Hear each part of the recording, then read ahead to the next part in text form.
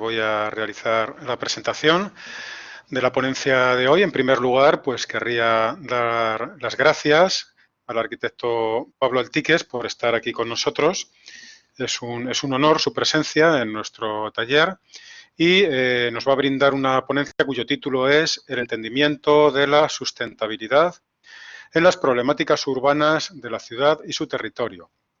El diseño del proyecto arquitectónico en la enseñanza de la arquitectura. Y bueno, pues querría hacer una breve semblanza del arquitecto Altiques para conocimiento de nuestros estudiantes. Él es arquitecto y doctor con especialidad en patrimonio, miembro fundador de Docomomo Chile, Documentación y Conservación del Movimiento Moderno, se refiere a Docomomo. Sí. Tiene 3 libros sobre patrimonio arquitectónico, varias publicaciones y artículos en seminarios y revistas indexadas y en la prensa sobre temas y edificios patrimoniales. Durante 4 años y desde su inicio en el año 2000 estuvo a cargo del Día del Patrimonio Nacional mostrando todos los edificios de la ciudad de Santiago. Posteriormente lo hizo para la CEPAL de Naciones Unidas durante otros 3 años. Ha sido delegado para Chile para 3 bienales iberoamericanas, Medellín, Cádiz y Rosario. Ha participado con distintos cargos en 4 bienales de arquitectura en Chile. Durante los años 2011 y 2012 fue colaborador en el capítulo chileno de arquitectura para el Gran Atlas Mundial de la Arquitectura Contemporánea de la editorial Phaidon Express de Londres. Ha sido invitado a dar una charla sobre arquitectura antisísmica en Chile y su paralelo con la costa oeste de Estados Unidos en la Universidad de Berkeley, San Francisco. Ha defendido y presentado y obtenido el Premio Nacional 2012, ha formado parte de la defensa, presentación y obtención del Premio Nacional 2012 al arquitecto José Cruz Ovalle. Ha sido, o es, mejor dicho, director de la carrera de arquitectura, ¿verdad?, de la Universidad del Desarrollo con su sede en Concepción. Gestor académico, económico y organizador como parte del equipo del concurso nacional Construye Solar 2015-2017 para todas las universidades chilenas y extranjeras. En abril de 2017, la carrera de arquitectura de la Universidad del Desarrollo, sede Concepción, obtiene el primer lugar a nivel nacional. En 2013 y 2014 fue vicepresidente nacional del Colegio de Arquitectos de Chile. En 2013, organizador y gestor del primer seminario de edificación sustentable de la región de Biobío. Fue seleccionado en la 19ª Bienal Panamericana de Quito con el libro Movimiento Moderno Olvidado, 50 viviendas en Santiago de Chile entre los años 1940 y 1970. Entre 2014 y 2018 fue director del concurso nacional Mural Fernando Castillo Velasco, al interior de la estación terminal del Metro Línea 3 de Santiago. Durante los años 2017 y 2018 fue asesor para el municipio de la ciudad de Iquique, para el proyecto Museo Antropológico de Iquique. Arquitecto proyectista Daniel Libeskin. Su trabajo consistió en ser el intermediario entre el alcalde de la ciudad de Iquique, el señor Soria, y el arquitecto Libeskin. Durante los años 2016 y 2018, disculpadme, porque claro, veo que tiene el arquitecto una actividad sobre precisamente este edificio que a mí tanto me interesa, el Crown Hall en el Illinois Institute of Technology, pero disculpadme, pero no entiendo muy bien cuál fue la labor del arquitecto. Sí, creo que fue miembro del equipo seleccionador de obras para Chile, disculpadme. En el intervalo 2013-2019, creo que desarrolló una página web, un proyecto editorial sobre arquitectura moderna. Es parte del equipo del Colegio de Arquitectos de Chile que declaró obras bicentenario los siguientes edificios: Monasterio de los Benedictinos, CEPAL, Escuela Naval de Valparaíso. Actualmente está escribiendo los libros sobre vida y obra de Héctor Valdés Phillips y Gonzalo Mardones Viviani. Muy bien, pues bienvenido el arquitecto Pablo Altiques a nuestro taller nuevamente y estamos ansiosos por conocer su exposición. Muchísimas gracias. Bueno, muchísimas gracias a todos ustedes. Muy buenos días. Darle las gracias a la Universidad Ricardo Palma, a su director, el doctor Laurente Jesús Gutiérrez Tellado, al profesor de la cátedra que hace la invitación, Carlos Cornejo, a Xiomara Montoya y a Cecilia Sánchez por haber propuesto mi nombre para dictarles esta charla a ustedes. Como dijo el profesor de ustedes con antelación, el título de la charla que voy a dar es El entendimiento de la sustentabilidad en las problemáticas urbanas de la ciudad y su territorio, el diseño del proyecto arquitectónico en la enseñanza de la arquitectura. ¿En qué consiste eso, básicamente?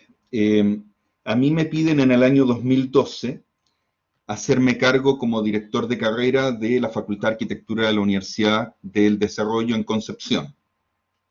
Básicamente porque Concepción, desde Santiago hasta el sur, habíamos tenido el terremoto del 2010 de grado 8.8, uno de los 6 más importantes de la historia de la humanidad, junto con un tsunami. La facultad estaba pasando por un muy mal momento desde un punto de vista de para dónde iba, y la ciudad se estaba empezando a reconstruir con un nuevo gobierno, también del presidente actual que tenemos, que es el señor Piñera. Entonces, llego a Concepción, yo llegué a mediados del 2012 y me doy cuenta que la facultad tiene una política o una visión con respecto a la educación que no está tomando en cuenta su territorio o su ciudad o su contexto. Y eso implicó de que teníamos que hacer varios cambios a nivel de equipo para ver cómo nosotros podíamos cambiar esta visión y hacer que la facultad tuviera un cambio en la metodología y la forma de enfrentar los alumnos a su ciudad. Hubo muchas reuniones con todos los profesores de la facultad y gran parte de los alumnos, con su centro de alumnos, que es parte obligatoria de todas las escuelas de arquitectura y todas las universidades chilenas tener su centro de alumnos. Y como resultado era de que no querían su ciudad, la encontraban fea, muy gris, carente de color, y la mayoría aspiraba, una vez titulado, a venir a trabajar a Santiago. Por lo tanto, el panorama era bastante negativo, sumado a un terremoto que había destruido gran parte de las ciudades del sur. Cuando hablo de destruir gran parte de las ciudades del sur, no es que se cayeron los edificios, se cayeron muy pocos edificios en Chile, pero el terremoto generaba un daño colateral muy fuerte en el tema anímico. Así que, teniendo eso en cuenta, la propuesta que hice como director de carrera fue que los alumnos empezaran a creer en su ciudad. Aquí yo les estoy mostrando básicamente en la parte de arriba Santiago, donde está ubicado Concepción, está como a 500 kilómetros de Santiago, y todo lo que había significado el terremoto. Aquí vemos, por ejemplo, la ciudad de Talcahuano. La ciudad de Talcahuano fue azotada por un muy fuerte tsunami que causó muchos daños, y la ciudad de Talcahuano, aparte de ser una ciudad pesquera y tener una parte logística importante del ejército naval o la escuela naval, gran parte de los buques, barcos de pesca y todo terminaron dentro de la ciudad por el tsunami. Eso generaba una visión bastante clara sobre las prioridades que debiera o debería tener una facultad de arquitectura. Y esas prioridades se habían cambiado fuertemente. Entonces, los alumnos en general decidían unilateralmente qué proyecto de titulación querían realizar y dónde lo querían realizar. Y a finales del 2012 me doy cuenta que la visión de los alumnos es hacer proyectos facilistas, proyectos entretenidos desde el punto de vista de pasarlo muy bien, pero que no fuera un aporte, y proyectos que no estuvieran ubicados fundamentalmente en Concepción, sino que en otras latitudes de nuestro país. Y ahí caíamos en proyectos como loches de pesca, iglesias para distintos credos, centros culturales que no tenían ni arraigo ni pertenencia con el lugar, en fin, una serie de proyectos que no requerían mucho estudio, no requerían mucha preparación y que eran fáciles de sacar adelante sin necesariamente aspirar a una gran calificación por parte de la comisión. Era titularse simplemente. Se tiene una reunión interna en la facultad y se plantea de manera casi inmediata, en el mismo 2012, hacer un cambio de paradigma. Y el cambio de paradigma era que el alumno, para que aceptara su ciudad y las condiciones de su ciudad, la empezara a entender. Y a partir de eso, nosotros dijimos, todos los proyectos de título, a partir de finales del 2012 en adelante, van a tener como temática una visión de la región. Chile tiene muchas regiones y nosotros estamos ubicados en la 8ª región al sur de Chile, con una serie de ciudades circundantes a la capital regional que era Concepción, o que es Concepción. Hoy día se separaron en más regiones y hay otra capital que es la ciudad de Los Ángeles, que queda más o menos a 1 hora de Concepción. Por lo tanto, se le llamó el cambio de paradigma arquitectónico en la educación ya que básicamente era involucrar todos los proyectos de enseñanza a partir de ese hecho. El hecho era, usted va a trabajar para su región, y así como su región lo ha educado y su región lo ha visto crecer, o sea, usted ha vivido en su región, el aporte tiene que ser para su región. Ahí la logística iba básicamente centrada en dos aspectos, en más de un aspecto.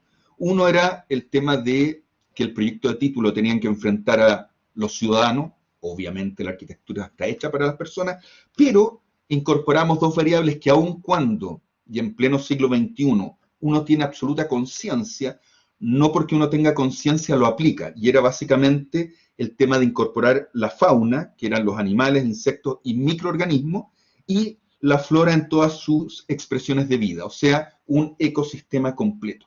Eso era clave. ¿Por qué era clave? Porque a raíz del terremoto 8.8, la alcaldía de Concepción se da cuenta de que, y esto pasa mucho en Chile, incluso en Santiago, la ciudad de Concepción le pertenecía a tres familias, que en el 2013 habían celebrado entre las tres la compra número 4.000 de propiedades. O sea, tenían 4.000 propiedades entre tres familias, que en el fondo tener la ciudad completa. Era impresionante. Y eso lo decía el alcalde de la ciudad frente a un auditorium lleno de distintas autoridades que tenían que ver cómo sacar adelante una ciudad con un plan regulador. Hoy esas tres familias han celebrado hace poco, hace unos 2 años atrás, la compra número 6.000. Eso implica que cualquier plan de desarrollo pasa por los terrenos que no le pertenecen al gobierno ni al Estado, sino a familias privadas. Entendiendo eso, nosotros nos damos cuenta que el alumno, entender su ciudad y entender cuáles son sus aportes, tiene que cambiar la visión. En vez de seguir haciendo edificios, entre comillas, monolíticos, el cuerpo en sí del edificio que pone sobre la ciudad, nosotros abríamos el abanico a ver otras visiones. Entonces, hicimos 4 pasos. Primero, todos los alumnos de titulación y previo a titulación iban a tener la oficina de arquitectura.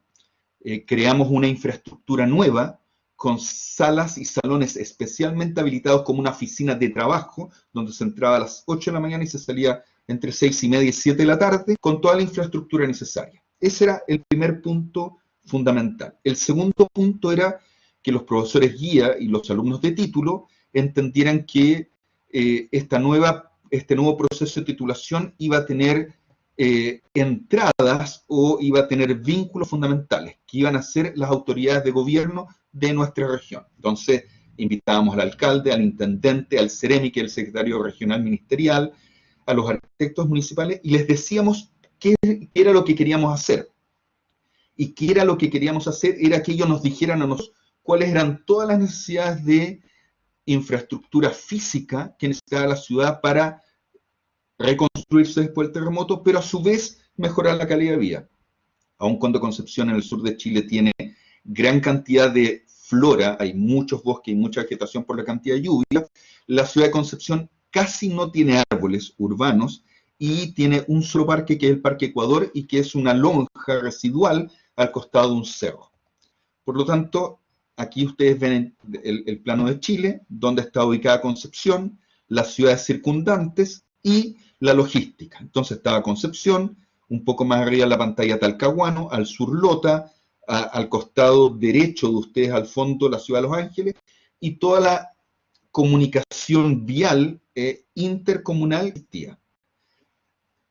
Hoy, que es algo que estamos viendo en el planeta, se da mucho con los videos que uno ve, por ejemplo, de la ciudad de Venecia, que en Venecia han vuelto delfines y otras especies. Nuestro COVID-19 ha logrado que la naturaleza vuelva a recuperar espacios que les quitamos.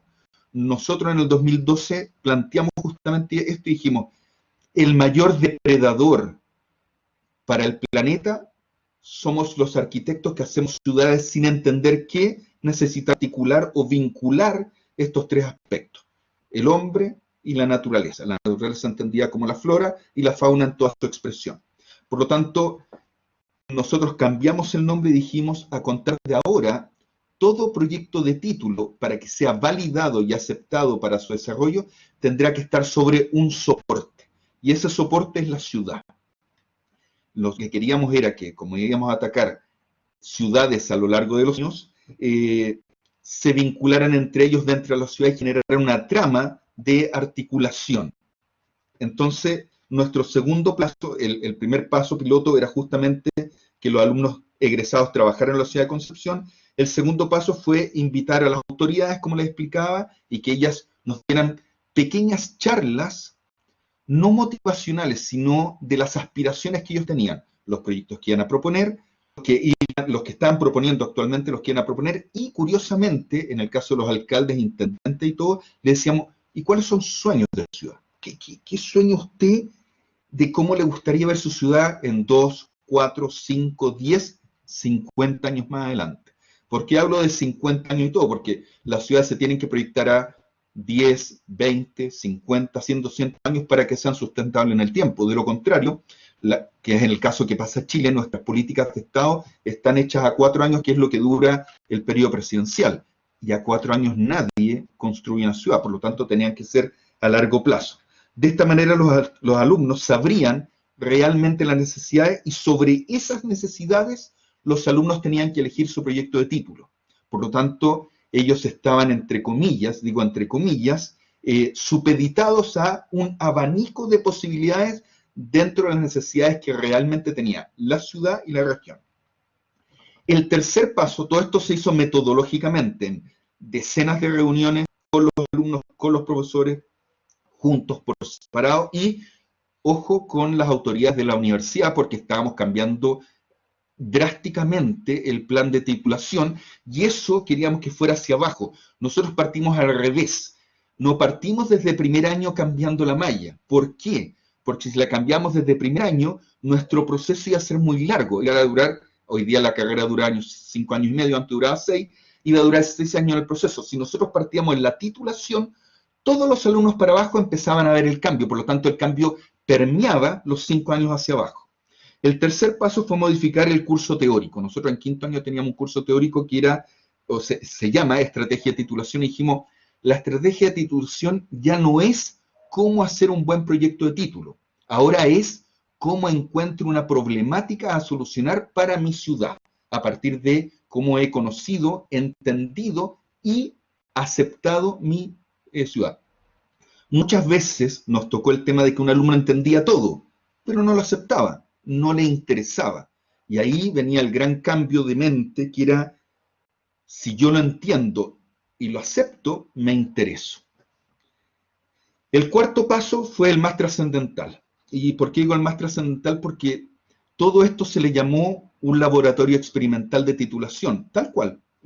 Nunca engañamos a nadie, ni a los alumnos, ni a las familias de los alumnos, que decían, pero ¿por qué usted en último año me cambia todas las reglas del juego? Y nosotros decíamos, estábamos cambiando las reglas del juego para que su hijo realmente salga con herramientas útiles. No queríamos que el alumno saliera a buscar trabajo, queríamos que el alumno saliera a entregar trabajo porque él había encontrado una problemática, la había solucionado y se la podía entregar a un municipio, una intendencia o una región. Por lo tanto, salía con un patrimonio, una herencia de conocimiento que era fácil de entregar. Por lo tanto, el cuarto paso, que era el trascendental, era poder hacer proyectos de título que no solamente fueran edificios, sino que abrir la posibilidad a desarrollar nuevas temáticas que no se habían hecho en la Escuela de Arquitectura. Parques, plazas, infraestructura vial, desde trolley hasta recorridos de micro o metro, puentes, que era una labor absolutamente de ingenieros, pero tenemos a Santiago de la Traba y a otros grandes arquitectos como Norman Foster, y decíamos, no, el puente no es solamente un conector entre dos ciudades, es un vinculador, relación entre ellos. Cárceles, que eran temas muy complejos, muelles de carga. Tuvimos alumnos que hicieron literalmente muelles de carga en la ciudad de Talcahuano, y el muelle de carga tenía que ser un vinculador urbano, e incluso balnearios. Siempre las playas son el espacio de arena que hay, y uno llega y la usa, y decíamos, no, ¿cómo usa la gente los balnearios y cómo puedo hacer un buen balneario que se vincula a la ciudad? Todo eso entraba en las nuevas temáticas. Por lo tanto, todo esto implicaba un soporte urbano de una ciudad que iba a soportar los edificios. O sea, yo hacía el soporte y luego ponía mi proyecto. Esta fue una revolución tanto para los alumnos como los profesores, básicamente porque teníamos que tener siguientes aspectos que había que ir desarrollando. Esto demoró meses. Uno era tener la mente abierta para cosas nuevas y nuevos proyectos. Estudiar nuevos programas, proponer soluciones a nuevas problemáticas, aceptar el experimento educativo, tanto los profesores como alumnos, y fundamentalmente, aprender nuevas materias. Aquí vino el tema más complicado. Los alumnos y los profesores nos decían, oiga, ni un problema con su experimento, pero hay muchas materias que no sabemos. Pero siempre cuando, por lo menos en Chile, se hace un proyecto de título, el alumno es el quien tiene que investigar la temática y hacer todo el desarrollo durante un año. Por lo tanto, le decíamos al alumno, usted igual tendría que estudiar un tema X que usted elige. La diferencia es que usted puede elegir el tema que le da las autoridades de esta región y nosotros, a diferencia de usted, vamos a traer a las personas más competentes y con la mayor cantidad de competencias para que lo eduque a usted y al profesor. Primero al profesor y después a usted. Por lo tanto, el profesor adquiría las competencias y el profesor sabía cómo llevar a cabo, evaluar y dirigir el proyecto. Y las problemáticas eran múltiples. Acá nosotros vemos la ciudad de Talcahuano y todo lo que significaba al lado de los bloques habitacionales el tsunami. Y aquí venían los puntos que yo les acabo de decir. El nuevo lema de la carrera fue, si no lo sé, me lo tienen que enseñar y yo lo tengo que aprender. Por lo tanto, la mente del alumno y del profesor, que es la que están viendo ustedes en pantalla, era cómo antes yo desarrollaba mi proyecto de título sin importarme nada, no quería mi ciudad, no me importaba mi región, no me importaba el territorio, quería hacer algo, titularme e irme a mi ciudad. Pero a su vez uno le decía, pero mira todas las otras posibilidades que tiene tu ciudad. ¿Por qué no establecemos puentes? Y no es que yo me volvía verde ni nada, sino que mi proyecto ahora tomaba una parte de la ménsula del cerebro. La ménsula es donde están las competencias blandas, la empatía, las habilidades de relacionarme, y digo, ahora yo tengo que incorporar eso a mi proyecto de título. Por lo tanto, los proyectos se empezaron a desarrollar primero en Concepción, después en Talcahuano, después en Lota, después en la ciudad de Los Ángeles y después en Tomé y Lirquén, básicamente. Y esto, básicamente, permitió que todos los alumnos, desde título hacia abajo, supieran que, por ejemplo, el alumno que estaba en tercer año de arquitectura, sabía que cuando él llegara a titulación, le iba a tocar, por ejemplo, la ciudad de Lota. Entonces él, y ahí venía el proceso educativo hacia abajo, que era inverso, decía, yo me puedo adelantar, yo puedo empezar a estudiar la ciudad de Lota, cosa que cuando llegue a titulación tenga todas las herramientas, todas las competencias y todos los conocimientos necesarios y me adelanto. Y entonces buscábamos el potenciar eso. Por lo tanto, empezamos a ver todas las posibilidades de proyecto y yo para esta charla, y que no lo dije anteriormente, esta charla fue una invitación a la cual postulamos como Facultad de Arquitectura a la Universidad Pública de Tallahassee, que es el centro neurálgico de Miami, donde está la capital administrativa. Es como Washington, pero en el sur de Estados Unidos. Y le explicamos y le dijimos, oiga, ustedes tienen las mejores universidades del mundo, o dentro de las mejores universidades del mundo. Harvard, tienen Columbia, tienen Berkeley, tienen el MIT, tienen Yale, pero ahí ustedes les enseñan a hacer arquitectura de élite a un grupo de élite, que no necesariamente es el que detona la arquitectura para el gran Estados Unidos. Este tipo de arquitectura tiene que ser enseñado desde el punto de vista masivo, no desde el punto de vista de la jerarquía intelectual o las personas más privilegiadas que van a las mejores escuelas de arquitectura.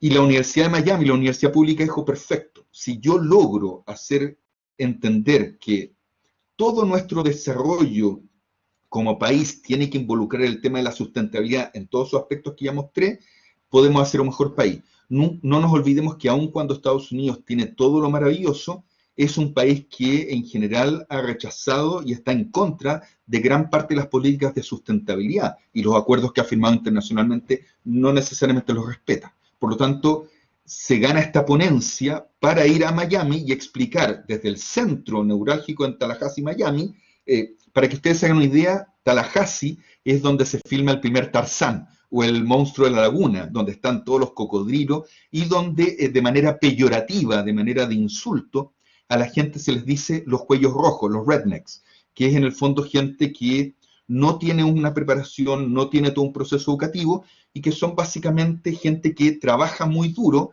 y busca redituar eso con temas económicos, nada más. Por lo tanto, este plan educativo implicaba que ellos no solamente quisieran ganar dinero, sino que además lo hicieran de manera sustentable para toda la infraestructura de pantanos, ríos, lagunas que ellos tenían.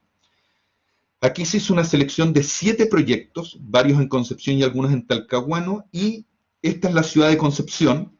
A su mano derecha de la pantalla ven la ciudad misma, los puentes que cruzan hacia San Pedro de la Paz, y al fondo el Océano Pacífico, y entre medio el río Biobío, que debe tener aproximadamente un ancho de 2 kilómetros de largo. Por lo tanto, eran los 7 proyectos.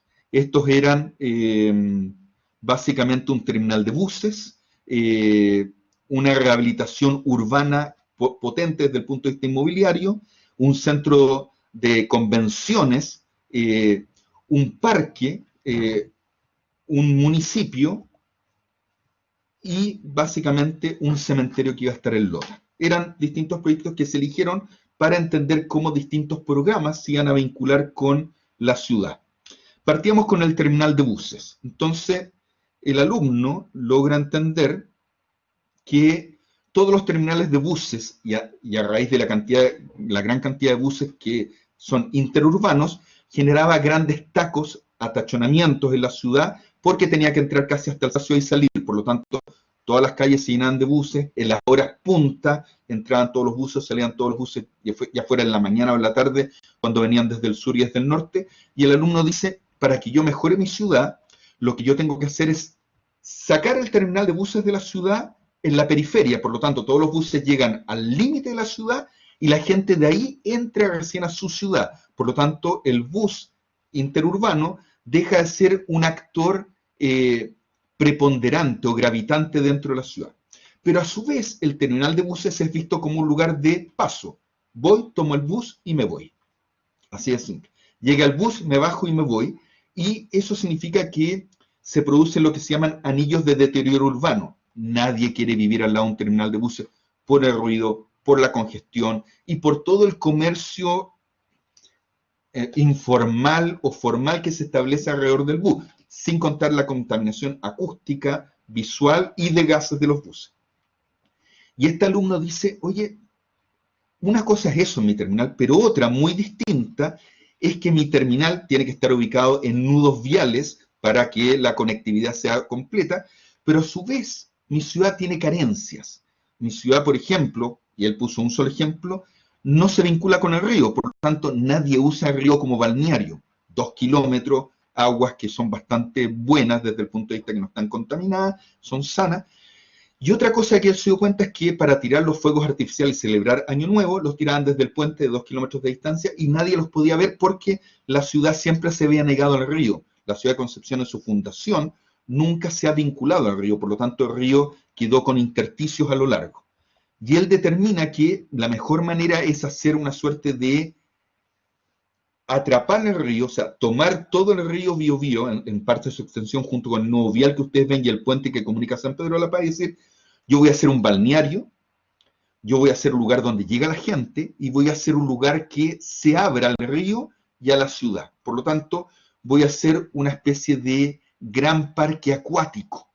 Entonces, ya no era el terminal de buses, porque el terminal de buses pasaba a ser una problemática a solucionar. Él entregaba un valor adicional a todo lo que iba a ser el terminal y a todo lo que iba a hacer que la gente dijera, vamos a esperar a un vecino, a un pariente al terminal y aprovechamos llegamos con un poco más de tiempo, estacionamos con calma, usamos el balneario y se integraba, ya no eran programas aislados, terminal, entro, salgo, iglesia, o sea, no iglesia, perdón, centro cívico, hago tal cosa, sino que puedo hacer múltiples cosas, se volvía transversal. De ahí vino otro proyecto en Víctor Lama. Este proyecto fue quizás uno de los más cuestionados. Que aquí no está en la charla, pero lo voy a explicar. Nosotros también cambiamos el 5º año de titulación. En Chile se ha demonizado a las inmobiliarias, los que hacen proyectos inmobiliarios de edificio en altura. Y uno dice, ¿El arquitecto que hace un edificio en altura es una mala persona, es un mal profesional, quiere destruir la ciudad? No. Necesita trabajar, necesita llevar ingresos a su familia, pero las inmobiliarias son las que dictaminan el cómo tiene que ser el edificio y la normativa. Dijimos, vamos a cambiar eso. Quinto año completo va a ser inmobiliario. Vamos a contratar a la mejor inmobiliaria que nosotros consideramos dentro de Chile, que era Surmonte, y ellos nos van a enseñar a hacer buenos proyectos de arquitectura. Ellos han trabajado con arquitectos como Matías Klotz, Alex Brande, más arquitecto, Pablo Taluc, en fin, muchos arquitectos muy renombrados en Chile y hacen muy buenos proyectos de arquitectura. Por lo tanto dijimos, ok, aprendamos a hacer proyectos inmobiliarios, pero proyectos inmobiliarios donde el factor arquitectónico no sea tema, porque estás obligado por ser estudiante de la arquitectura. Por lo tanto, tu obligación es que sea rentable, la máxima constructibilidad y sea ejecutable. Y Surmonte, durante 2 años, nos dio encargos reales al 100%. Y esta alumna, Shannon Scott, en la parte inferior tiene lo que se llama el Parque Víctor Lamas o Parque Ecuador, pesca el largo completo, casi hasta la Universidad de Concepción de, acá las vamos a contar, 1, 2, 3, 4, 5, 6, 7, 8, 9 manzanas completas, y dice, yo voy a hacer un proyecto inmobiliario de 9 manzanas, pero mi proyecto inmobiliario de 9 manzanas va a cumplir toda la normativa, pero va a integrar el Cerro Caracol, que es un pequeño que hay al interior de Concepción, el Parque Ecuador, con el resto de la ciudad. O sea, el proyecto inmobiliario va a ser un filtro del parque a la ciudad. Y ella empieza a trabajar, entendiendo en rojo todo lo que es el parque, todo lo que es la zona de las manzanas, que tienen gran plusvalía, o sea, eran las manzanas más caras de Concepción porque tenían una vista privilegiada a un parque natural que era Cerro Caracol. Y a su vez quedaban al lado de los tribunales, del centro de Concepción, de la Universidad de Concepción, o sea, tenía todas las variables de un suelo urbano muy demandado y muy apetecido por inmobiliaria. Pero la idea no era densificar sin sentido, era densificar con sentido, que eran los 3 vínculos que tenía que tener el proyecto a partir de la sustentabilidad. Y Shannon Scott, esta alumna, que trabajó sin tregua, porque a su vez nosotros controlábamos mucho el que los alumnos realmente fueran a trabajar a su oficina de 8 a 7 de la tarde. Entonces teníamos profesores encargados que iban y chequeaban de que realmente estuvieran trabajando como en una oficina profesional. Entonces ustedes ven acá la flecha y los grandes vínculos del parque cruzando el proyecto inmobiliario hacia las plazas del centro de Concepción. Y ella dice, la única manera que yo lo logre es hacer o recuperar, lo planteó Le Corbusier en su momento, en la unidad habitacional de Marsella en 1946, la quinta fachada, que era esta terraza llena de programa, y ella dice, no, yo lo que quiero es poner el parque en zonas intermedias, y que sean pequeñas plazas al interior del que sean la puerta de entrada a mi departamento. Por lo tanto, yo voy a entrar a mi departamento a través de una plaza aérea, que va a ser una ventana urbana que me va a permitir ver la ciudad y el parque. Por lo tanto, como decía Heidegger, yo sé quién soy cuando sé sobre qué estoy y bajo qué estoy. Soy persona, soy ciudadano, soy penquista, así se le llama a los de Concepción, porque es donde vivo. Conozco mi ciudad y conozco la naturaleza. Y ella empieza a desarrollar esto por capas, manteniendo la normativa de los metros cuadrados habitables, y empieza a hacer estos proyectos.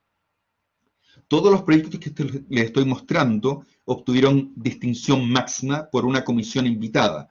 Traíamos comisiones externas para que justamente no fueran los mismos profesores los que evaluaran a sus alumnos, sino que fueran miradas externas para ver si íbamos bien en este proceso experimental de titulación.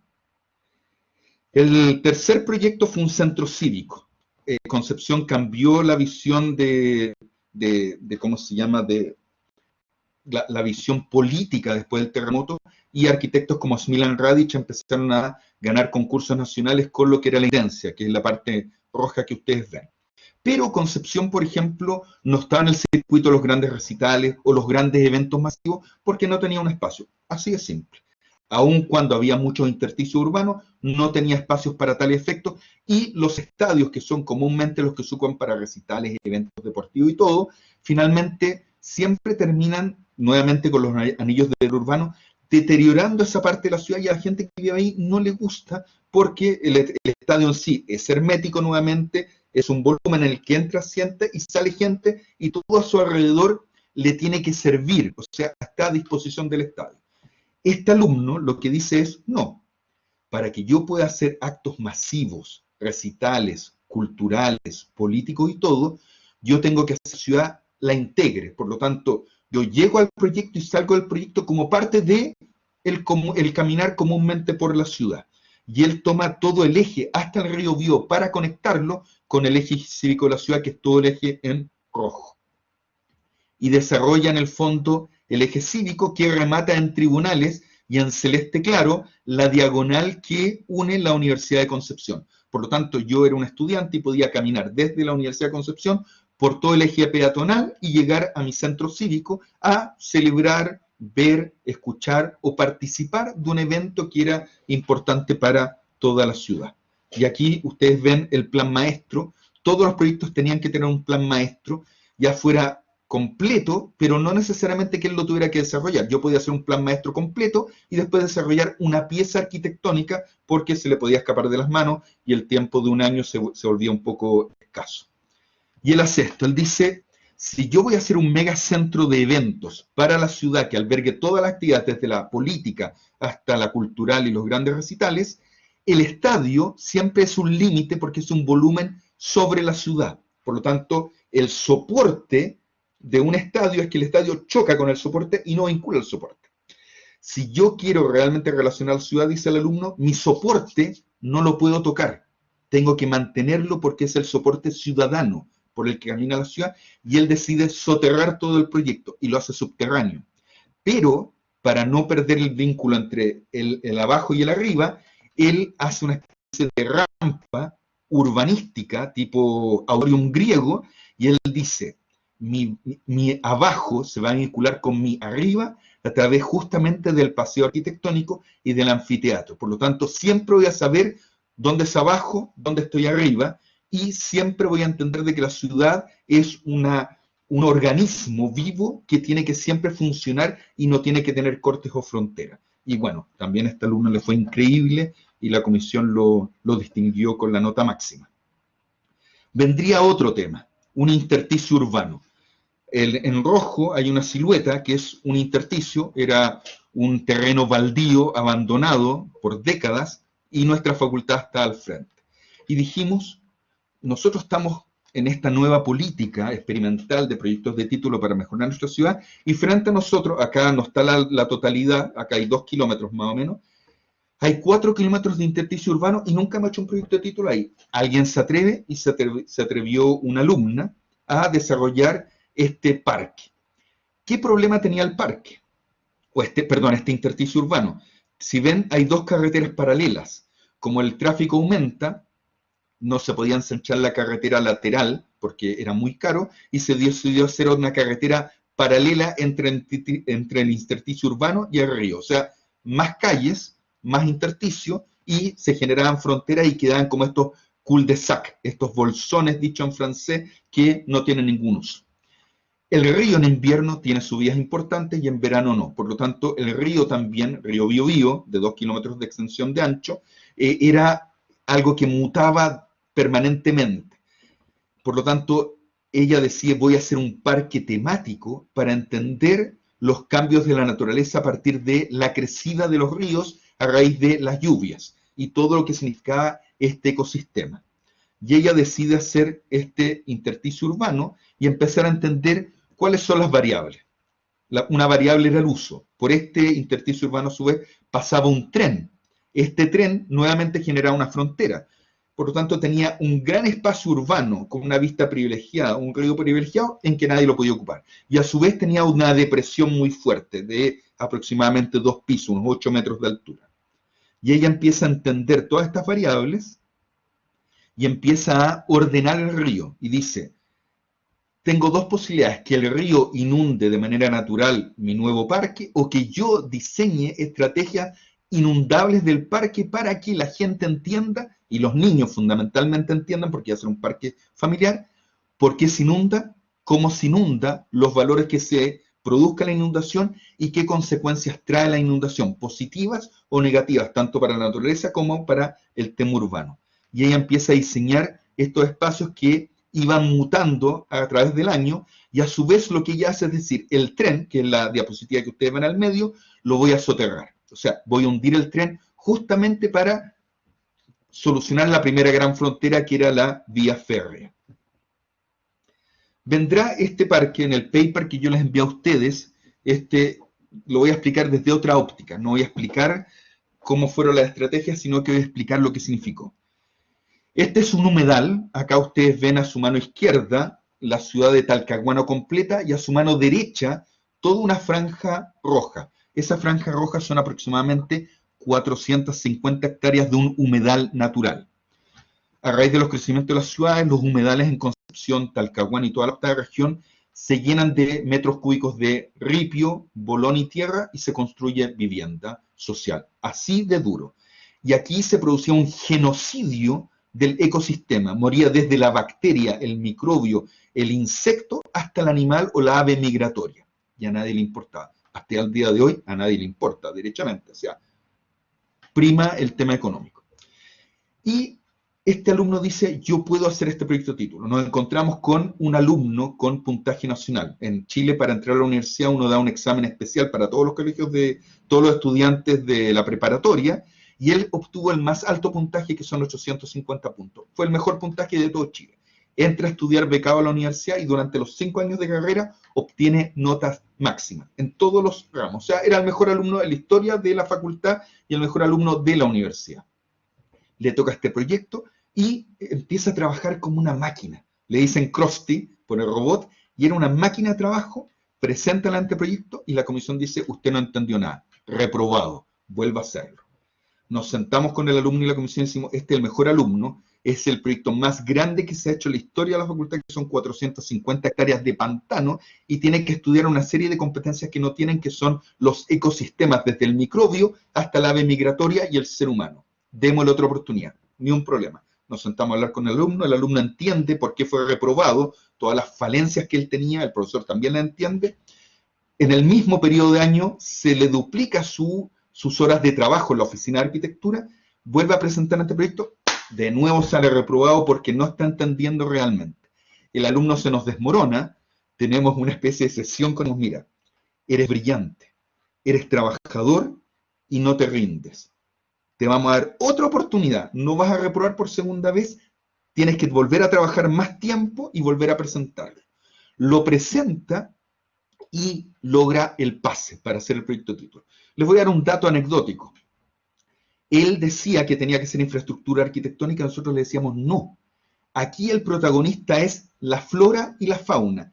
El hombre, el ciudadano urbano, es un invitado. Por lo tanto, si soy invitado, no quiero molestar. Por lo tanto, como no quiero molestar, tú no me puedes hacer construcciones arquitectónicas que alteren una ave migratoria, a un pato, a una cigüeña, lo que fuera, y a su vez, todo el sistema constructivo no puede dañar la naturaleza. Por lo tanto, si tú me haces cosas en acero, hormigón armado y ese tipo de materiales que contaminan, tú estás destruyendo ecosistemas que tú no ves porque son microscópicos. Y él dice, ni un problema, voy a empezar a trabajar con materiales de la zona, materiales naturales que se van a biodegradar con el tiempo y se va a volver a tener que reemplazar. Por lo tanto, el proyecto iba a ser muy caro al principio, pero la mantención iba a ser reemplazo, algo biodegradable por otra cosa biodegradable como la madera, tejido y cosas así.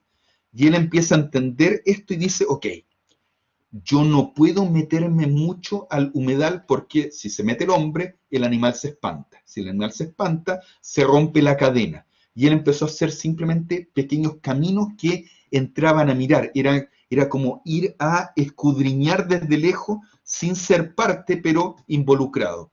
Y su arquitectura, que nosotros llamamos la arquitectura con techo y sin techo, pasó a llamarse arquitectura sin techo. Un lugar para caminar y aprender mirando.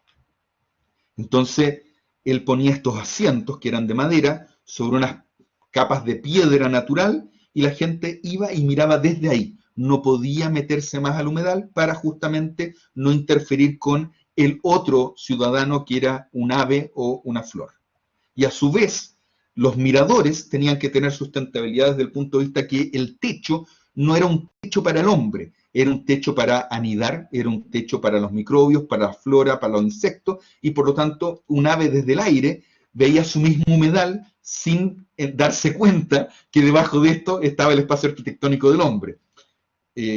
¿Por qué cuento todo esto? Porque este alumno, después de 2 reprobaciones contundentes, nunca se rindió, entendió y todo, y era nuestro primer alumno.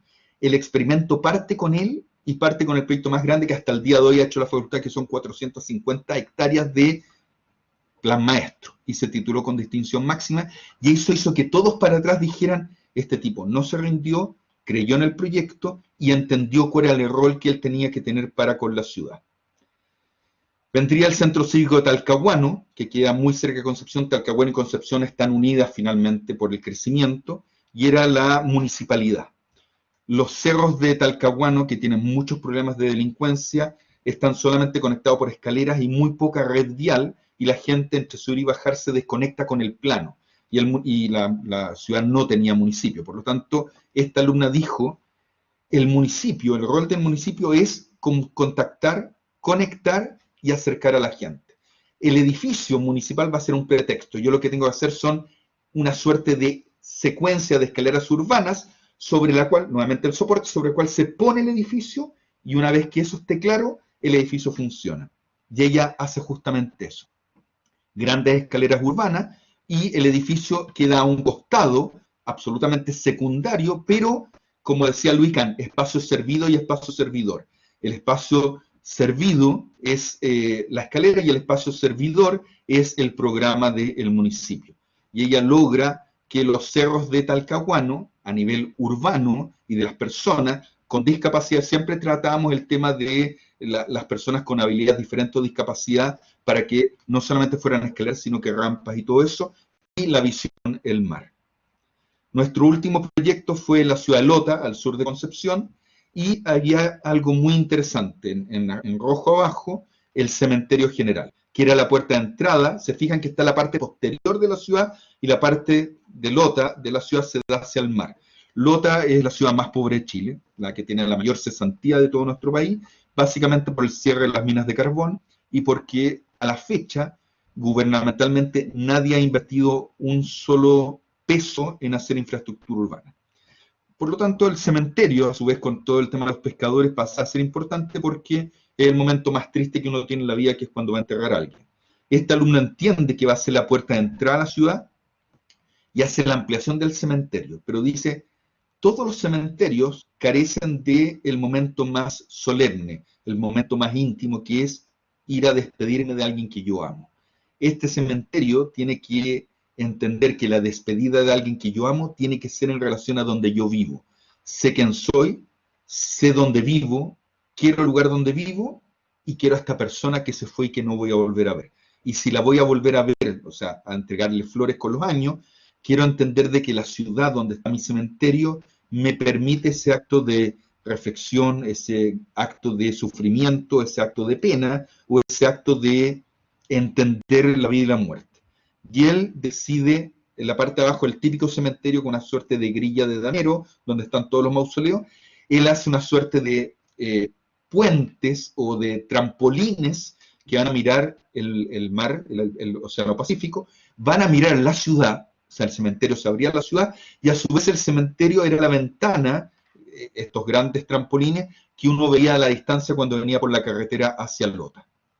Por lo tanto, dice la actual construcción, enterrar los volúmenes para que nuevamente no sea protagonista el edificio arquitectónico, sino que el acto arquitectónico y la visión proyectual o la visual de proyección que tenía que tener.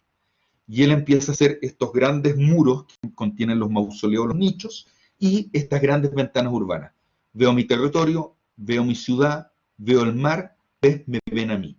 Y al verme a mí, entienden que ese cementerio es un vinculador territorial, que era lo que estábamos viendo acá. También este alumno sacó distinción máxima y entendió el tema de, porque el cementerio está sobre una loma, entendió el tema de cómo se tenía que relacionar. Y eso fue el experimento que ha durado 6 años, para que los alumnos entiendan con qué herramientas, pero fundamentalmente con qué visión de vida profesional ellos van a salir a hacer su contribución como arquitectos, que no tiene nada que ver con la calidad arquitectónica, es descubrir problemáticas y plantear soluciones a esas problemáticas. Espero que les haya gustado. Terminó mi charla, creo que estoy en tiempo. Si me pasé, me disculpo. Y aquí tienen la última diapositiva de cómo se ve el proyecto y la relación con la ciudad y el territorio. Eso. Muchísimas gracias. Muchísimas gracias, Pablo. Ha sido sumamente interesante.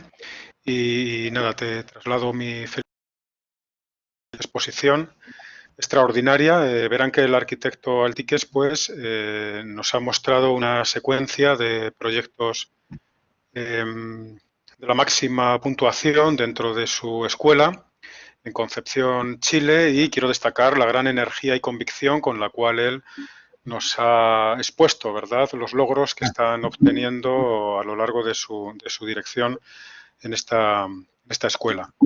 Bien, pues Pablo, yo he anotado varios puntos interesantes que podría trasladarte, pero en realidad este espacio está pensado para nuestros estudiantes y les invito a todos ellos a que intercambien puntos de vista y transmitan preguntas al arquitecto. Bien, muchas gracias. Bueno, en primer lugar quería agradecer por la exposición, me pareció muy clara, muy ejemplificadora sobre muchos puntos que en el taller solemos ver. Esta idea de necesidad de un cambio de paradigma en la escuela de arquitectura me parece que en general coincidimos en muchos sentidos en el taller, como precisamente esta idea de objetos que están en menor relación con la ciudad. Entendemos que no es lo que las facultades deberían promover, ¿no? Precisamente las facultades tienen que estar en responsabilidad con la escala de la ciudad, con la escala urbana y con la relación con los ecosistemas. Eso me pareció muy interesante. Creo que cómo se asumen con naturalidad en los proyectos que han mostrado estas escalas de intervención me pareció bastante interesante, en verdad. Y sobre todo cómo se puede conciliar esta idea de rentabilidad con el valor adicional a la ciudad, precisamente, ¿no? Sí. En ese sentido, creo que, por lo menos para mí, me ayudó a entender cómo asumir los proyectos. O sea, estos ejemplos que he mostrado, creo que, si bien la explicación ha sido bastante breve, se ha entendido bastante bien cómo se relacionan todas las escalas, ¿no? Y resuelven el problema, ¿no? Resuelven el problema y a la vez le dan algo a la ciudad. Y bueno, en verdad, más que nada quería comentar esos puntos que me han parecido interesantes. Y sobre preguntas, o sea, entiendo que estos proyectos han sido desarrollados desde el 2012.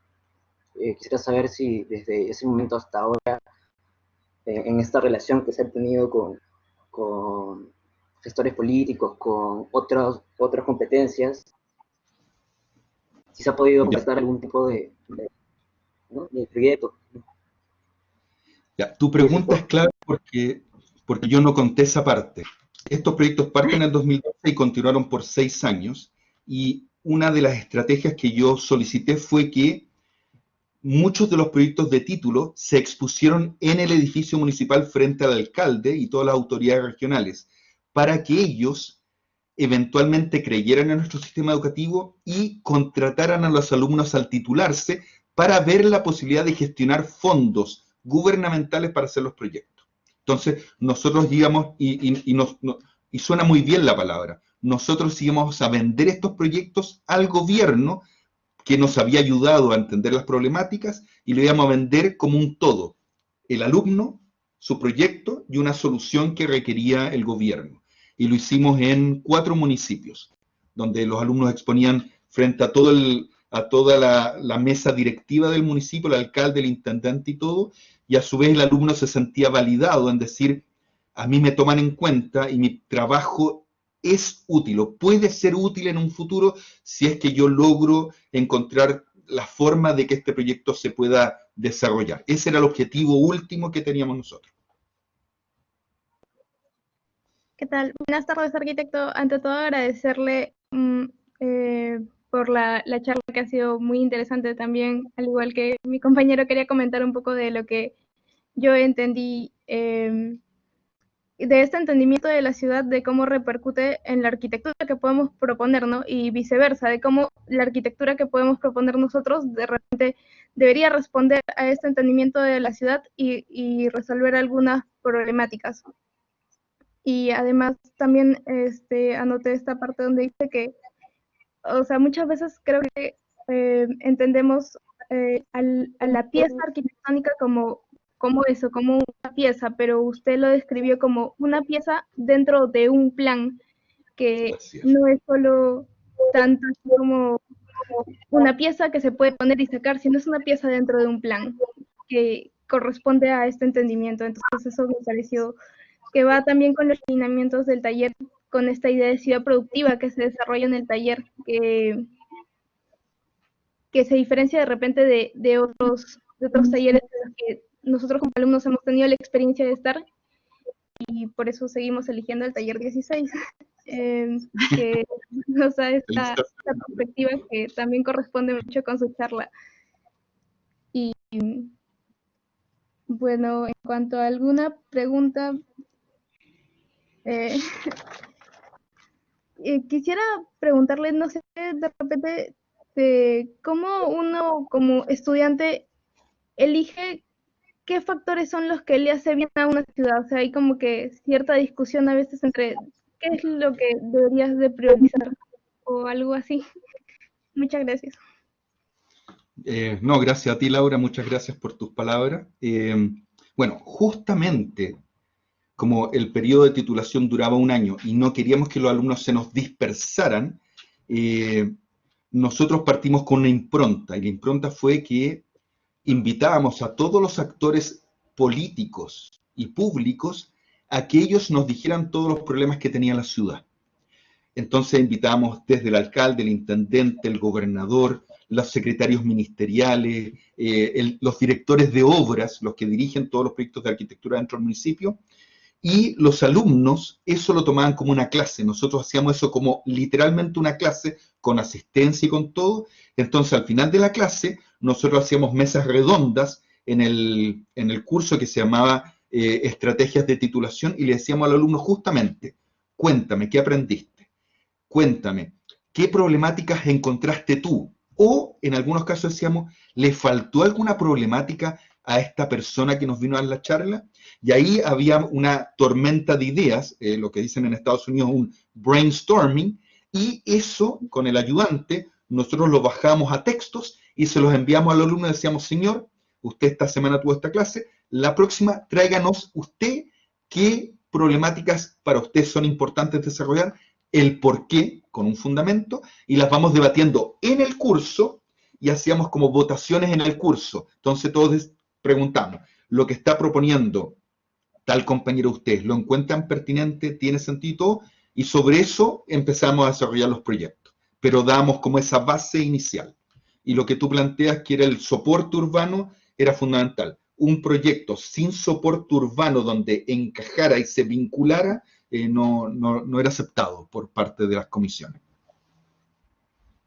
Muy buenas tardes, arquitecto Pablo. Quiero agradecerle por su participación, por este concepto, este enfoque que le da y cómo lo expresa, ¿no? Ha sido muy interesante la conferencia, y me parece que hace mucho hincapié también en el tema sobre cómo se enseña la arquitectura, y eso es muy importante porque, por ejemplo, el arquitecto a veces peca de vanidoso al momento de concebir su arquitectura con respecto a la ciudad, ¿no? De pronto quiere ser monumental, quiere ser súper expresivo, y se olvida que a veces la ciudad no necesita eso, necesita otras cosas. Y pregunta va con respecto al tema ya enfocado a la educación sobre la arquitectura. Por ejemplo, cómo el aula de clase, de pronto, su diseño respondería a este tema de cómo enseñar arquitectura, ¿no? Porque actualmente tenemos aulas sumamente rectangulares, planas, con un fondo de pizarra, y donde de cierta manera se trata de interactuar lo mejor posible, ¿no? Por ejemplo, en el taller muchas veces se ha optado por de pronto coger no solo la pizarra, sino prácticamente todas las paredes alrededor para colgar los planos, para colocar todo el material que se tiene y de pronto interactuar sobre eso, ¿no? Pero más o menos, no sé si se tenga alguna referencia o alguna opinión con respecto a cómo funciona en concreto un aula de clase de arquitectura con este nuevo enfoque que se le está dando. Ya, también es una pregunta clave que nosotros desarrollamos. Muchas gracias, Jesús, por tus palabras, y consiste en lo siguiente.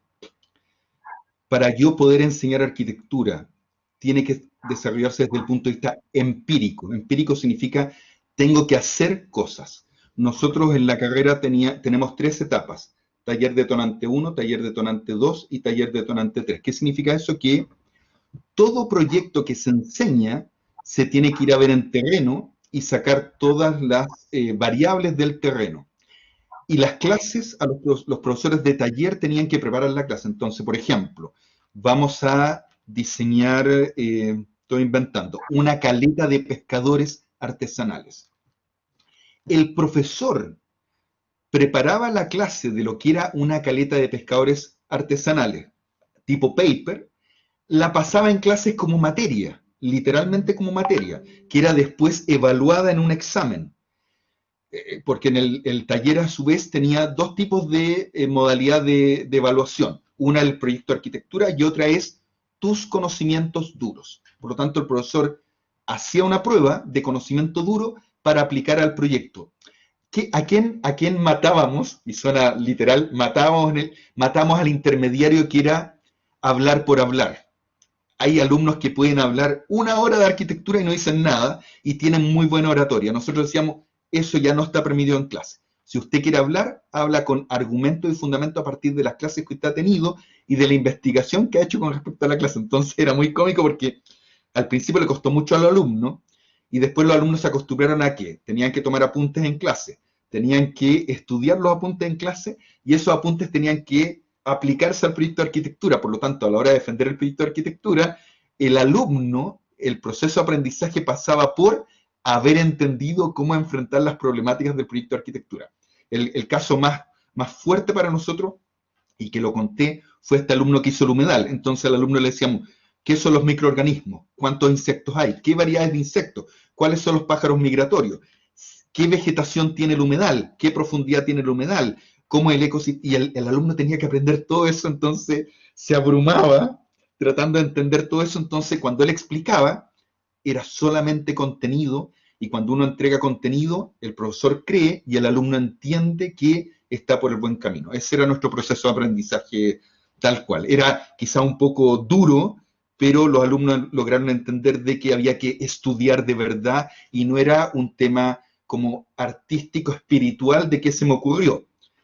Así como Luis Barragán dijo cuando gana el premio Pritzker en 1987, 86, no me acuerdo, dice, si la arquitectura funciona y después de que funcione uno la contempla porque es bella, estamos frente a la obra de arte mayor. Nosotros teníamos el mismo discurso, que funcione y si además es bello, tiene una estética y todo eso, espectacular. ¿Qué tal? Buenas tardes, arquitecto.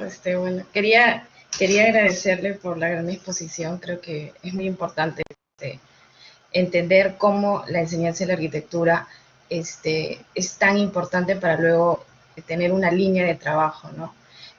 Lo que nos muestra para nosotros es como que nos impresiona, lo menos acá, porque creo que muchas veces, bueno, no solamente en nuestra realidad, nos choca mucho que el egresar o luego conseguir trabajo y las cosas no son como a veces se enseñan en la facultad, ¿no? Es muy importante tener la realidad.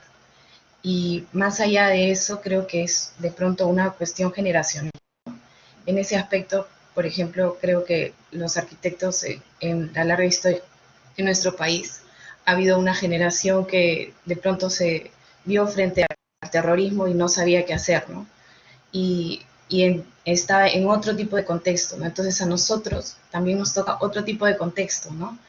En ese aspecto creo que si bien hasta cierto momento se ha reclamado en nuestro país que no se ha hecho muchas cosas respecto al urbanismo que hoy en día estamos pagando también y que se han desnudado con la pandemia, yo quería preguntarle a usted cómo es que de pronto, más allá de la gran idea de poder articular esto, que es lo que no ha tenido, lo que no muchas veces los arquitectos sabemos, ¿no? articular lo que es la academia, los municipios y al final que las cosas se lleguen a hacer, ¿no? Mi pregunta es más que todo, ¿usted cómo ha vivido o ha visto este cambio generacional de pronto insertar y de una u otra manera como que motivar a los alumnos a que tengan que ver sí o sí con su entorno, ¿no?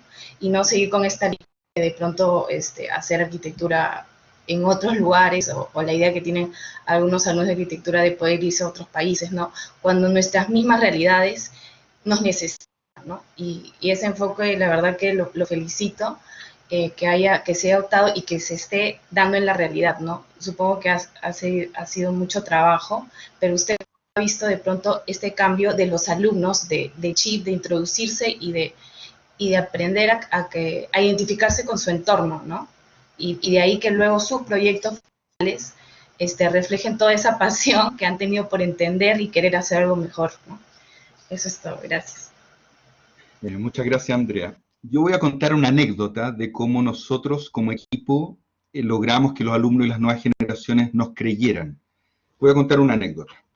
Nosotros tuvimos una copia masiva de alumnos de primer nivel, alumnos brillantes, todos con beca, hicieron una copia masiva en un curso absolutamente intrascendente, que era, espero no ofender ese curso, que era el curso de AutoCAD. ¿Por qué? Porque igual el alumno tiene que ser AutoCAD, o sea, puedo copiar ahora, pero igual tengo que hacer el plano en mi casa después para el proyecto en taller. Y los pilló el profesor. Y los alumnos dijeron, efectivamente todos copiamos, por favor no quedemos en la hoja de vida porque nos va a dañar mucho el tema de las becas. Se conversó a nivel de dirección académica de la universidad y me dijeron, mira Pablo, ¿qué solución ves? Dije, por de pronto todos reprobaron el curso, pero nuestra señal tiene que ser para abajo, nuevamente de arriba para abajo. Y decidimos que la mejor enseñanza para ellos, y que no era un castigo, sino era un proceso de aprendizaje forzado, suena sutil, era, van a ir a limpiar una playa completa camino a Lota, con toda la basura que botan los demás. Por lo tanto, cuando tú copias, dañas algo, cuando alguien vota, daña algo. Dañas a tus demás compañeros por la deslealtad, los demás dañan por la contaminación. Y se le asignaron 30 bolsas de basura por alumno. No limpiamos nada realmente. Era tanta la basura de que los alumnos quedaron acongojados porque donde pensaban que iban a dejar limpia una playa para sanar sus culpas, se dieron cuenta que era tan grave el daño que se había causado que su apuesta por aceptar ir a limpiar como castigo una playa no había dado los frutos que ellos pensaban porque era demasiada la basura que había en esa playa. Y eso nosotros lo discutimos en el académico, en la dirección académica, y la gracia era el boca a boca. Esos 30 alumnos iban a contar a sus demás compañeros cómo el ser humano dañaba y por qué ellos eran importantes para el proceso educativo que estaba llevando a cabo la facultad. Y eso nos ayudó a que cuando nosotros tocamos el tema de la sustentabilidad transversal, sustentabilidad, que el hombre esté bien, que esto esté bien, que el árbol esté bien, y que el ave, o el pájaro, o el gato montés, o el puma esté bien, iban a ser claves en que todos aceptaran eso. Entonces, la universidad tiene la política del boca a boca. Si yo logro que un alumno entienda, ese alumno le transmite a otro alumno, a otro alumno, al otro alumno, y cuando nosotros llevamos de castigo por copiar a esos 30 alumnos, eso se ramificó para abajo en la escuela, y aun cuando son generaciones muy jóvenes que están acostumbradas a que los papás les dan todo, porque hacen berrinche en algunos casos y todo eso, se dieron cuenta que ellos eran parte de un problema que tenían que solucionar. Y ese proceso educativo era desde el punto de vista empírico nuevamente. Ir y ver los problemas que hay para que tú creas después las materias que te está pasando el profesor. Nosotros vinculamos el taller con sistemas constructivos, con cálculo, con urbanismo, con artes plásticas o arte y otras cosas, y teníamos muchas sesiones con los alumnos en los talleres para que ellos entendieran esto, y cuando los alumnos copiaron, se hizo público en la facultad, no se trató de esconder, copiaron, está mal, van a tener una sanción, pero esta sanción es un proceso educativo para todos ustedes. Queremos que no vuelvan a copiar, pero también queremos que en el proceso educativo se den cuenta de que ustedes tienen obligaciones Así como yo tengo una obligación como hijo y como estudiante, también tengo derechos. Pero los derechos que yo tengo, me los tengo que ganar a partir de lo que yo di. Siempre teníamos un eslogan. Los romanos, la primera ley romana es, doy para que me des. Nosotros dábamos y decíamos, ahora tú me das de vuelta. Si no me das de vuelta es que tenemos un corte o un quiebre comunicacional. Espero haberlo contestado de manera más didáctica a la pregunta. Sí, antes que nada, buenas tardes.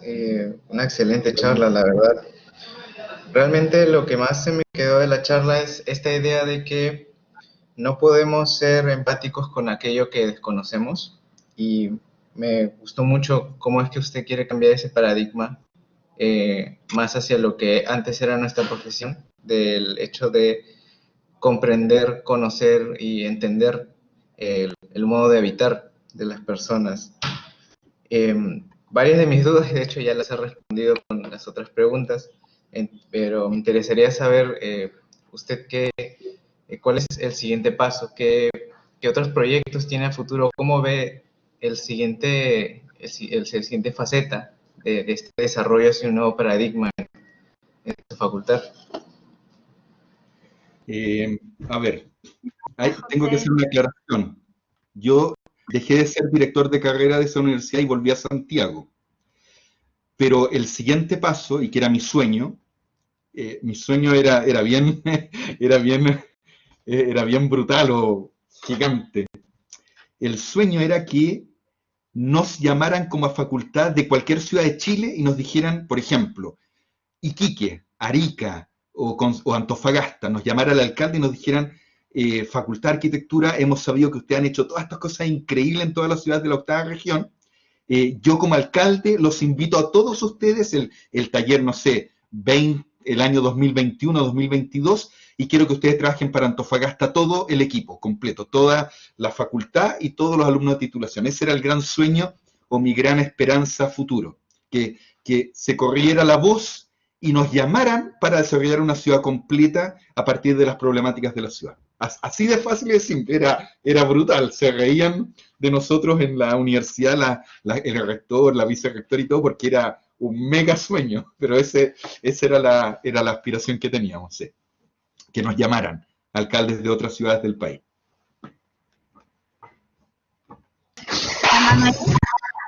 ¿Qué tal? Buenas tardes. Bueno, Pablo, muchísimas gracias por tu conferencia. Disculpa porque he entrado un poquito tarde, pero me parece tan interesante. Y yo quería, no sé si preguntarte para que profundizaras un poquito más sobre una cosa que me ha llamado mucho la atención y que me interesa especialmente, ¿no? Y es eso que has comentado de cómo el aprendizaje lo han...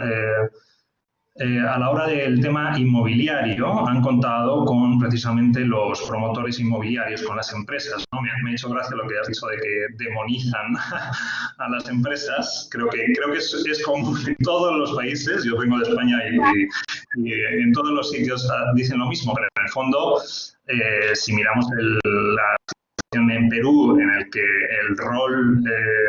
el rol del gobierno es precisamente dejar que las empresas sean los que hacen las promociones, pues es que son los que tienen la batuta. Y no solo eso, estamos contando con una situación pues tan dramática como 2 millones, o sea, un déficit de 2 millones de viviendas, tanto cualitativa como cuantitativa, ¿no? O sea, eso significa 8 millones de personas que no viven en una casa digna, que además, como digo, el rol del gobierno es dejar que sea el promotor inmobiliario el que resuelva este problema y bueno, lo que no, como han dicho también por ahí, lo que no conocemos no podemos empatizar, ¿no? Entonces, esta falencia tan fuerte que tenemos aquí, y pues creo que es importante conocerla y saber, ¿no? Y muchas veces, pues eso, si no te enfrentas a lo que es la realidad, ¿no? Dice proyectos reales, eso me gusta muchísimo, 100% reales,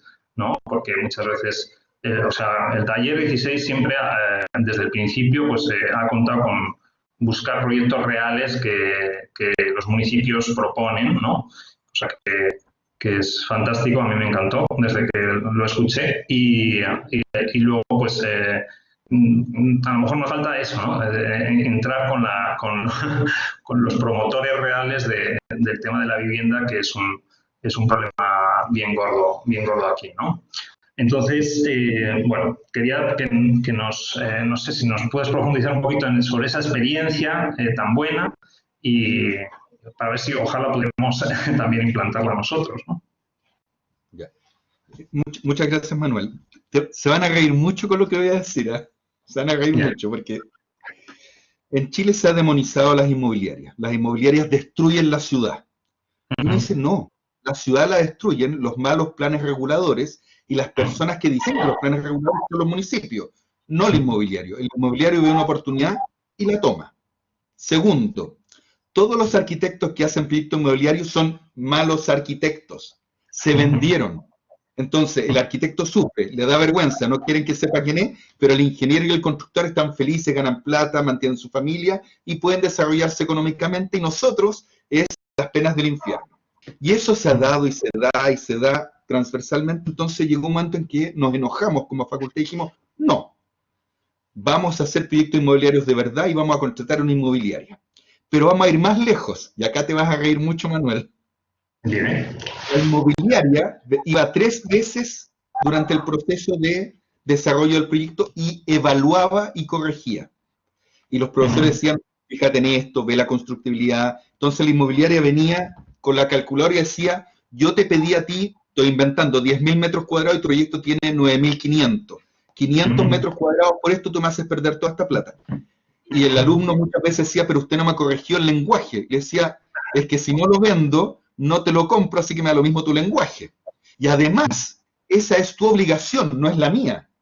Tu lenguaje es tu proceso educativo. Yo estoy acá para comprarte tu proyecto. Y como eso funcionaba, dijimos, ok, vamos a ir al extremo. Y dijimos, el examen final de taller lo evalúa la inmobiliaria y toda su gente, no los profesores de taller. Porque la inmobiliaria te evalúa con nota X, ellos van a validar a ver si tú cumpliste todos los requisitos, porque la arquitectura o la calidad arquitectónica es de tu escuela de arquitectura, no es la mía como inmobiliaria. Y ellos evaluaban, no los profesores. Entonces era genial, porque los alumnos se sentaban y por primera vez realmente tenían que vender su proyecto de arquitectura y venderlo económicamente, estructuralmente, municipalmente y arquitectónicamente, porque además les tenía que gustar a los inmobiliarios. Y eso lo hicimos durante 2 años, pero a su vez hay un pequeño truco. ¿Cuál era el truco? Yo como director de carrera contraté a profesores que habían hecho proyectos inmobiliarios. Por lo tanto, eran profesores que tenían esos conocimientos fundamentales para poder enseñar al alumno. Y nuevamente, lo que dije anteriormente, el taller pasaba por clases teóricas. Muchas veces los talleres, el profesor que dice, salgan, investiguen, cuélguenme las láminas y cuéntenme. No, acá el profesor enseñaba. Y eso obligaba a que el profesor gastara muchas horas y el proceso educativo fuera de verdad. Porque a un médico, ¿cómo le enseñan a operar? En terreno. Y a nosotros, muchas veces nos dicen, salga, tráigame. El profesor se sienta a ver si le gusta lo que le trajeron. No. Usted me enseña. Y esos eran los cambios grandes que hacíamos en titulación. Pero era muy entretenido porque a los profesores les costaba esto que no pusieran nota. Sí. Por lo tanto, si un taller era mal evaluado por la inmobiliaria, el profesor, ¿qué podía decir? No es que no entendió la inmobiliaria, no, pues si me va a comprar un proyecto de verdad. Era terreno de verdad, era todo de verdad. La única diferencia es que no se construía. Todo lo demás era 100% legal. Sí, además, mira, muchas gracias porque me alegra mucho este comentario porque viene al hilo de lo que decía Isabel, ¿no? O sea, la frustración que uno puede sentir al enfrentarse al mundo real porque dicen, no me entiende, o no sé. Bueno, es que ese choque que es tan brutal a la hora de salir, yo lo estoy sufriendo, yo estoy en el mundo inmobiliario, entonces, claro, es triste, ¿no? Es triste que parece que lo hacen como incompatible los dos mundos, ¿no? El arquitectura y el de la inmobiliaria, y es absurdo, ¿no? Una pequeña acotación. En el examen final, el arquitecto proyectista de la inmobiliaria venía y colgaba su proyecto para competir con los alumnos. Y era parte de la competencia. Para que los alumnos dijeran, es verdad, existe, él lo pudo hacer, yo no pude.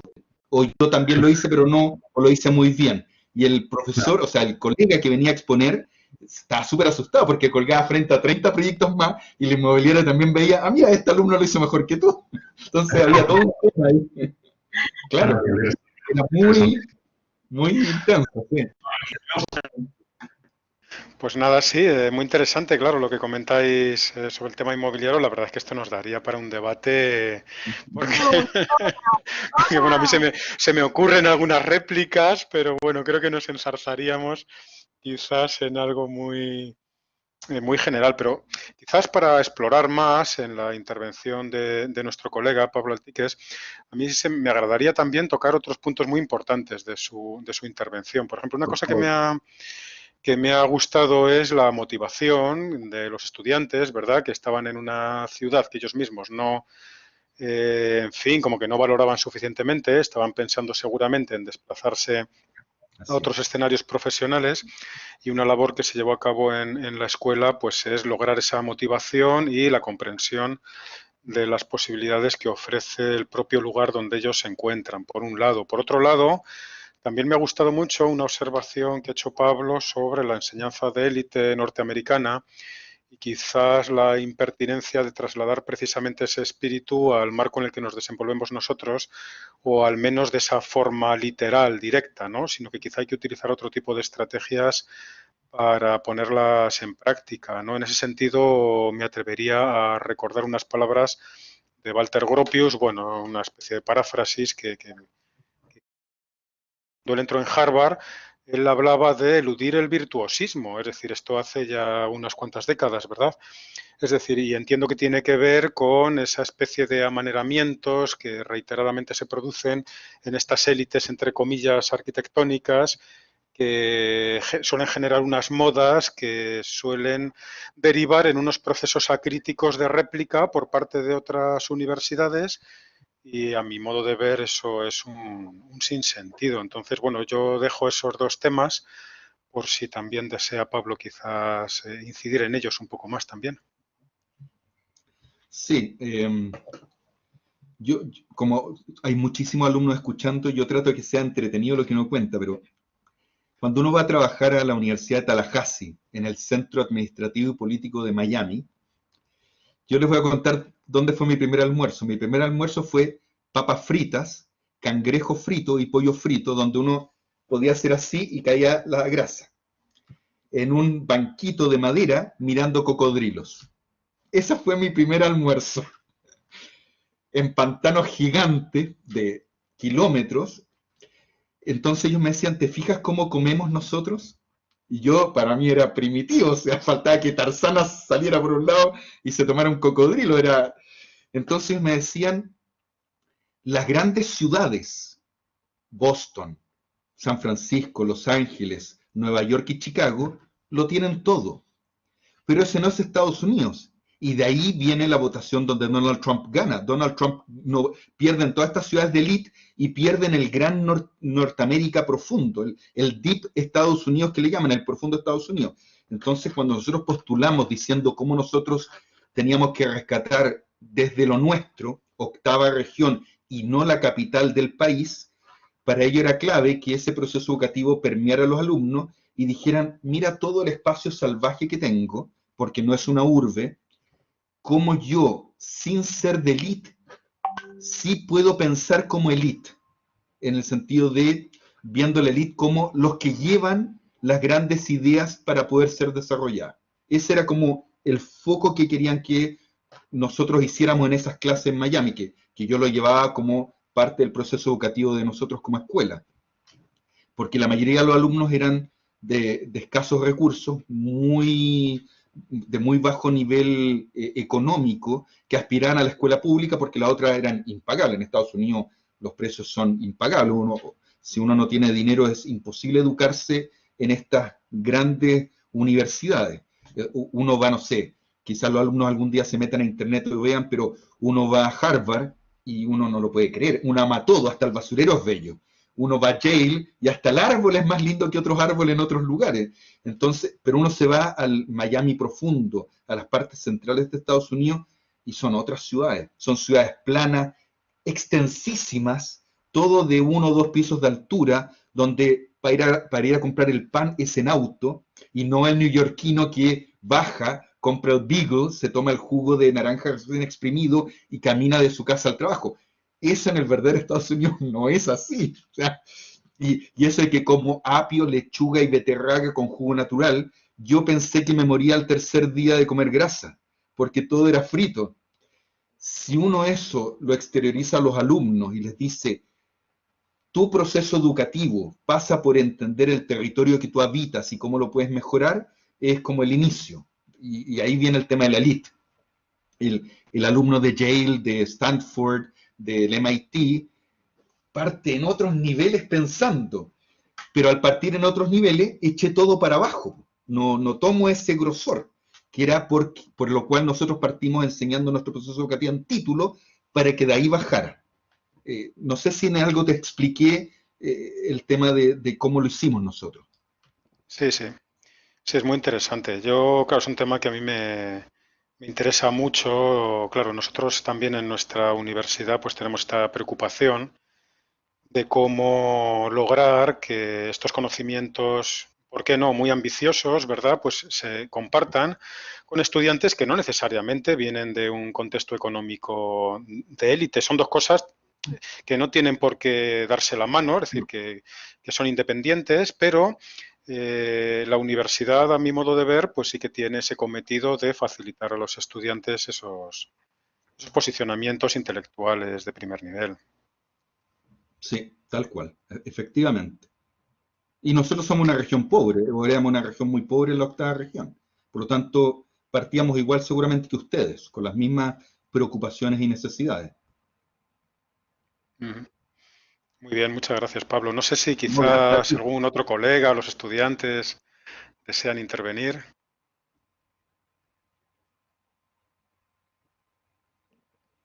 ¿Aló, me escucháis? Yo escucho. Xiomara se ha animado. Xiomara, adelante. Xiomara, va adelante. Bueno, buenos días. Primero agradecer la charla, que me parece que refuerza mucho la línea del taller, o da una visión hacia lo que también pretende como parte del proceso, me parece. Y bueno, tenía una pregunta súper puntual sobre la intervención multidisciplinaria a la que hacen mención en el arquitecto en el proceso de los proyectos que nos muestran, ¿no? Sí. Bueno, es hasta qué punto interviene alguien de otra disciplina que, si bien es exterior a la carrera, termina siendo una pieza fundamental en este proceso. De manera completa. Es una muy buena pregunta desde el punto de vista de lo que eso tuvo un costo económico muy fuerte a nivel de facultad, me explico. Así como los directores y decanos tienen un presupuesto, yo también contaba con un presupuesto. Entonces, cuando nosotros hicimos este plan experimental, nosotros empezamos a invitar transversalmente a cualquier persona que tuviera los conocimientos necesarios. Psicólogo, psiquiatra, antropólogo, paisajista, y para que nos hiciera una buena charla, nosotros lo invitamos a dar una clase, y eso significaba un gasto. La hacía gratuitamente, pero para que él volviera en los años venideros, yo le hacía un cóctel. ¿Qué mejor manera de conquistar a un ser humano que con buena comida? Es como la fiesta Babette, una película muy antigua. Entonces nosotros le teníamos un banquete a todos los invitados, y ellos llegaban muy felices porque alegremente nos hacían una charla y todos los alumnos comían. Era una invitación, era una cena conversada, y teníamos todo tipo de disciplinas. Yo diría de las personas como más o la persona más rara que nos vino a exponer una vez, era un ermitaño. Y este ermitaño era profesional, era abogado, pero ermitaño, y él estaba desilusionado por todas las intervenciones fallidas que él había tenido para cuidar en el caso de los humedales. Él interponía recursos de protección, interponía distintas situaciones o cosas ante los tribunales para que las inmobiliarias no coparan esos espacios de la naturaleza, y las perdía todas. Entonces, como las perdía todas, estaba muy amargado. Lo invitamos, y llegó muy molesto, porque su vida había sido muy dura en el sentido que le iba muy mal ganar contra las inmobiliarias, y él lo que transmitió a los alumnos fue pesadumbre, verdadera pesadumbre, dura, sí, dura, era como un chicle duro que no se podía masticar. Y después de la clase todos los alumnos quedaron muy tristes con esa charla de este abogado, una eminencia en la protección de espacios o santuarios de la naturaleza. Entonces nos preguntaron a los profesores, ¿y por qué lo invitaron a él? No hay nada, no hay futuro, esto se acabó. Entonces, la respuesta lógica de nosotros fue, bueno, ¿cuál es la problemática por la cual a él le ha ido mal? Investiguémosla y veamos qué herramientas no se han tomado para tomarse y eventualmente a través de la arquitectura solucionar una problemática que él no pudo a través de las leyes. Y eso era lo que nosotros hacíamos, invitamos, nos daba lo mismo de la profesión que fuera, y a su vez hicimos otro cambio muy fuerte en Concepción, y es que invitamos a los mejores académicos de las otras escuelas de arquitectura. Entonces, algo que era de celos profesionales, no invites a mi profesor porque es mío y él no hace clase a nosotros. Nosotros decíamos, invítalo un ratito, ya. Vengan todos ustedes, los invitamos a cenar, hacen la clase y estamos todos contentos y nos ayudamos entre todos.